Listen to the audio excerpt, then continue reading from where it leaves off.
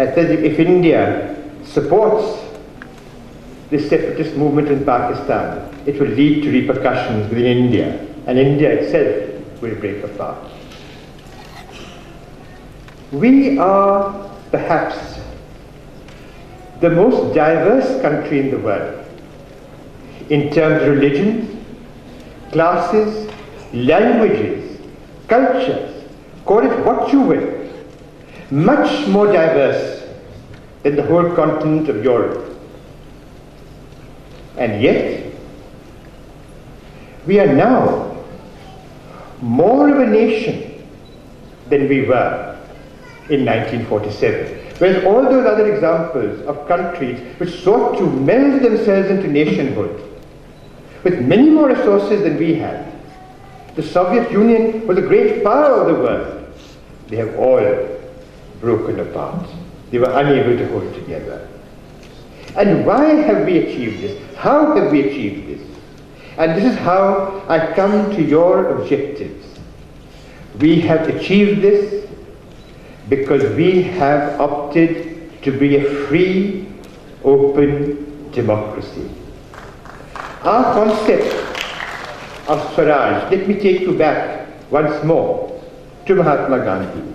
How did he conceive of Swaraj? The real Swaraj will come not by the acquisition of authority by a few. That means a few Englishmen pass over authority to a few Indians. Not by that means.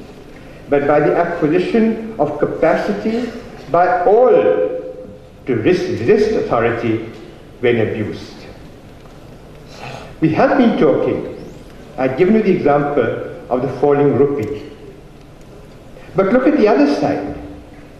The reasons for that falling rupee are not only being examined in the corridors of North Block or South Block by the Finance Ministry and the Ministry of Economic Affairs. These are all being examined by everybody in the country who is concerned. And their voice is being heard through various means.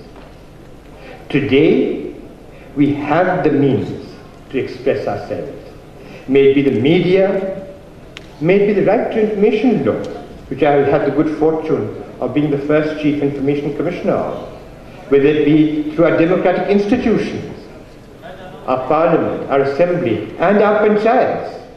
The panchayats are a new phenomenon. All these are there. It is true that all these are not perfect. There are a number of imperfections which you may criticize. But the freedom to criticize is with us. The freedom to change lies with us, we as Indian citizens. And as Mr. Arora said, the commitment of the bureaucrat, yes, we are working in a hierarchical structure, we will do as that hierarchical structure commands. But ultimately, our final authority is not that hierarchical structure, but the institution which is represented by that hierarchical structure, which is the institution of the citizen of India. India has built itself into a nation. Today, all of us, from Kashmir to Kanyakumari, regard ourselves as Indians. And this has not been achieved with great aplomb or smoothness. Other countries which I mentioned to you have all broken apart violently, at war with themselves. In our country, we have the horrors of 1947 of partition. We had the devastation of the 1984 riots. We had the migration of a whole minority community from the state of Jammu and Kashmir in 1990. We had the carnage of Gujarat of 2002. We had the incident of the Christians persecuted in Kandamal. Yet, and today, we have challenges. We have a Maoist movement. We have terrorism in our country. But the big difference is that today you do not have a movement for leaving the country. There are people who want to change the system. There are people who want to change, transform the form of governance. There are people who feel that they're not being able to enjoy their rights in the system, and therefore they revolt and destroy. But there is nobody now who says that he or she no longer wants to be an Indian.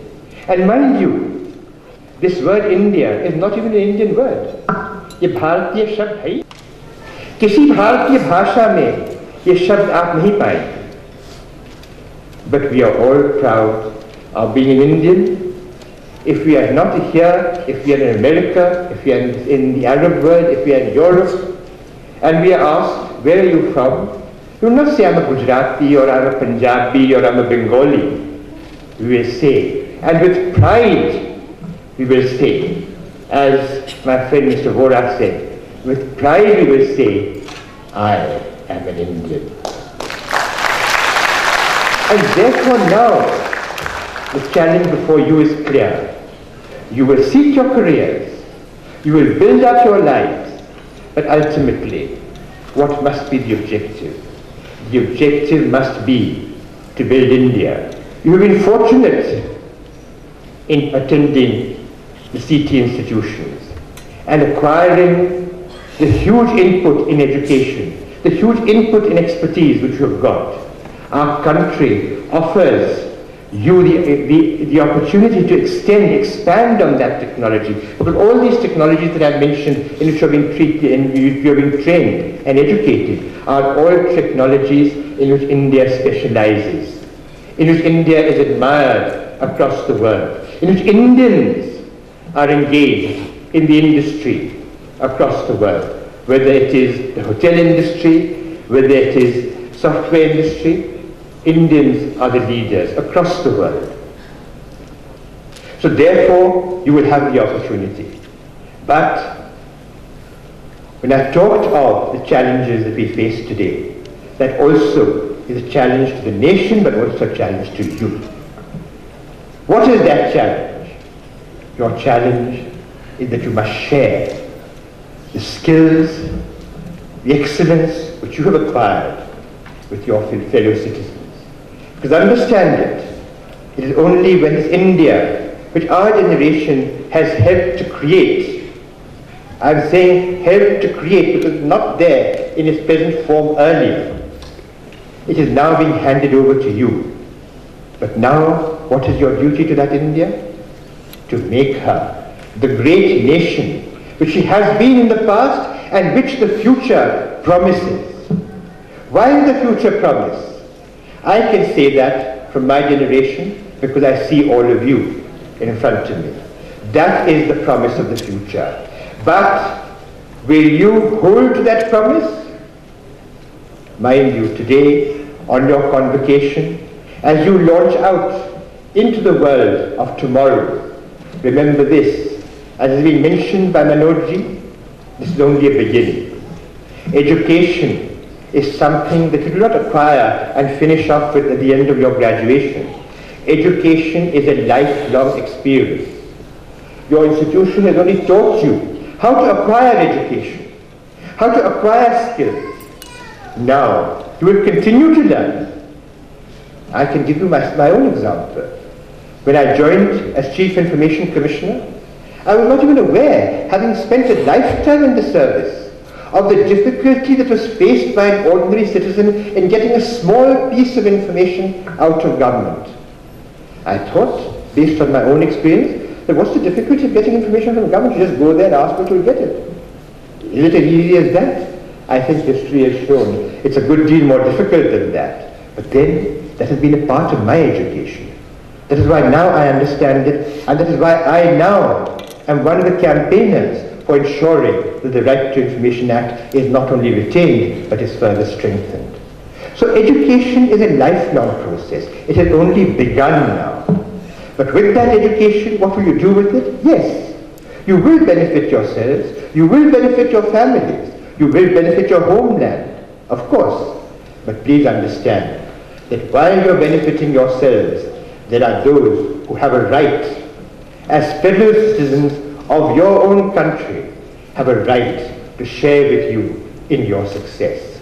With these words, I wish you all the best. I wish you all promising careers and success in whatever you pursue, what you attempt, and all my best wishes to you, your faculty, and your institutions.